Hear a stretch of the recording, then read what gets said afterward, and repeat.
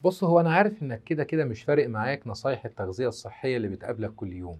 بس أنا النهاردة جاي على هواك خالص، وليه هدف عايز أوصله معاك، فاسمعني للآخر وصدقني مش هتندم.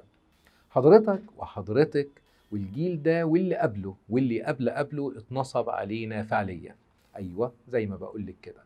عايز الخلاصة؟ لو ملكيش صبر على سماع الفيديو للآخر، بزنس صناعة الأغذية السريعة والمحلاة بالسكر زور أهم دراسة طبية بتدور على سبب تكون الجلطات، وأخرجت النتائج إن الدهون هي المسبب الأول والوحيد لحدوث الجلطات، وأنكرت إن السكر مسبب رئيسي حتى قبل الدهون في حدوث الجلطات. دي الخلاصة.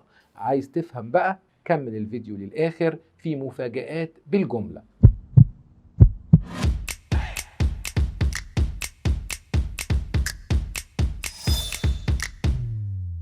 في أوائل الستينيات خرجت أهم دراسة طبية في الوقت ده، حتى إن العالم الأهم في الدراسة دي نشرت صورته على غلاف مجلة التايمز كأحد أهم نجوم الزمن ده.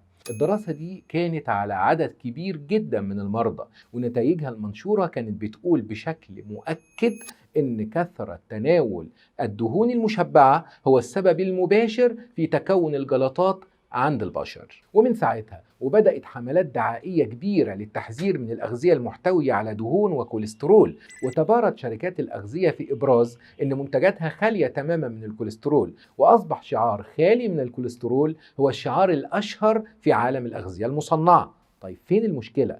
المشكلة انه بعد مرور سنوات تبين ان نتائج الدراسة دي تم التلاعب فيها بشكل كبير، وتم اغفال نتيجة مهمة جدا في الدراسة دي، وهي ان السكر يأتي قبل الدهون كأحد اهم اسباب تكون الجلطات.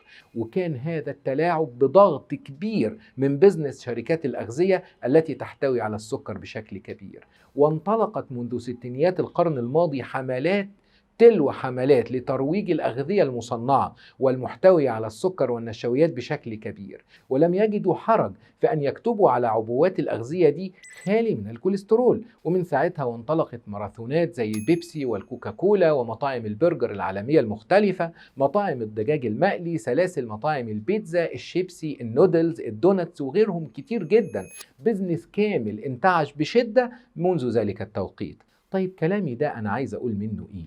في تلاعب حصل لإثبات براءة السكر من الجلطات. كلامي ده مش معناه إن الدهون بريئة تماما من كونها أحد عوامل تكون الجلطات، لكن السكر والدقيق الأبيض بيسبقوا الدهون بخطوات كبيرة بكونهم أحد أهم عوامل تكون الجلطات. عايزك تسأل نفسك بقى، أنت بتاكل دهون قد إيه؟ وفي المقابل بتاكل معجنات ورز ومكرونة وشيبسي قد إيه؟